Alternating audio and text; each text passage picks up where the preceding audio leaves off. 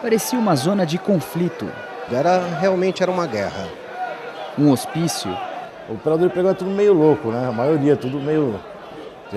se você for uma pessoa normal, você não sai para ser operador de pregão. Um estádio em final de campeonato. Apertado demais. Geralmente você estava numa torcida de futebol, entendeu? Era assim, bem compacto o negócio. O pregão viva voz da Bolsa de Mercadorias e Futuros era a própria imagem da instabilidade do mercado financeiro. Mas nos últimos dias de junho, o viva voz ficou rouco. O silêncio em pleno horário de negociação antecipava o fim. A partir de 1º de julho, ninguém mais vai negociar no cara a cara. Todos os contratos na BMF serão fechados pelo computador, assim como já acontece na Bovespa desde 2005. O Viva Voz começou a minguar há 2 anos, quando as corretoras passaram a escolher como preferiam operar. Os homens que se diziam prontos para a luta diária tiveram pouca chance na competição com as máquinas. Pregão eletrônico, você consegue fazer uma oferta de compra, uma oferta de venda, enviar a sua intenção de comprar e de vender para o sistema e todo mundo perceber isso e visualizar em menos de 0,1 segundo. Enquanto que uma conclusão de um processo de negociação a viva voz, quer dizer, apregoando e mostrando sua intenção de comprar ou vender, leva em média 2 minutos. Desde o início de 2009, o pregão no grito respondia por menos de 3% do volume negociado na BMF. Os operadores credenciados eram 360, um grupo pequeno, perto dos 1.200 que circulavam nos anos 90. E chamava BMF de Bósnia na época, porque o nosso mercado era uma pancadaria, correria para lá e para cá, às vezes a porta abria, caía todo mundo no meio da praça. Satoru acompanhou de perto o crescimento do pregão. Ele estava lá no dia da inauguração, em janeiro de 1986, e trabalhou no pregão por 14 anos. Mas se lembra bem do primeiro dia. No máximo, na época, tinha 20 pessoas dentro do pregão. Tá? Algumas delas eram até o próprio dono da corretora.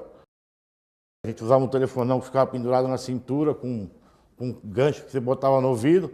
Alguns operadores botavam o telefone o aparelho pesado na cintura do auxiliar e ficava só com o fone na mão e o auxiliar ficava atrás do cara com a planilha na mão fazendo boleto. E eu fazia isso, inclusive. Como ele, muitos dos operadores começavam como auxiliares, para só então poder negociar de fato em nome das corretoras. E esse dia era uma glória para os novatos. Era um sonho de auxiliar, né? Virar operador de pregão. Aí primeiro eles pegar um telefone, executar uma ordem, aquela tremedeira toda. É um dia que não vou esquecer nunca. Uma das formas de integração dos operadores era distribuir apelidos carinhosos, como bem sabe o Malária. Ele deixou um garimpo no Mato Grosso e foi trabalhar no mercado financeiro. Diz que encontrou ouro nos amigos que fez. Eu vim para essa bolsa acho que em 90. Então, eu conheci 3.000 pessoas. Você tem 1.000 novos colegas, você tem 100 novos amigos, entendeu? Você tem 10 novos irmãos. Mas nem sempre o ambiente era tão amigável. O excesso de calor humano também fazia vítimas. Já houve muita gente aí com lesões de perna, olho, ferimentos decorrentes das pontas da lapiseira. As tréguas na briga por espaço eram comemoradas nas ruas do Centro Velho de São Paulo. Os operadores da BMF se misturavam aos da Bovespa e viravam personagens da fauna urbana. Esse movimento em torno do mercado financeiro no centro antigo de São Paulo era muito legal, uma coisa que deixa um pouco de saudade na gente. Os profissionais sempre muito bem vestidos, trajando terno e gravata, então havia aquela preocupação de entrar com o sapato engraxado e tal. Jorge era testemunha dessa obsessão pela elegância. Vinha com um sapato novo e tinha um velho aqui que era para trabalhar lá dentro, porque eles gastavam, cada 2 meses eles estavam trocando de sapato, porque gastava muito sapato lá dentro. Então eles faziam o seguinte, trazia o bico novo no pé, limpava tudo e usava o velho lá dentro. Como o engraxate, também o repórter sente que o dia a dia na bolsa vai perder parte do charme. Walter cobria diariamente o pregão por 6 anos e diz que a gritaria até ajudava. Quando os preços estavam caindo rapidamente pelo som do pregão, você percebia quando os preços caíam. Quando os preços subiam rapidamente por algum motivo, nós éramos chamados a atenção pelo burburinho.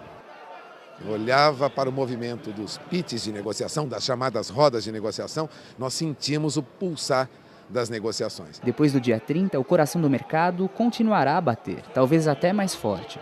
Mas para quem conseguia medir o tal pulso do mercado, esse é um fim dos mais tristes. Se você pensar em 10 anos atrás, dá vontade de você chorar. E o centro ficou um pouquinho mais triste depois dessa mudança, dessa saída.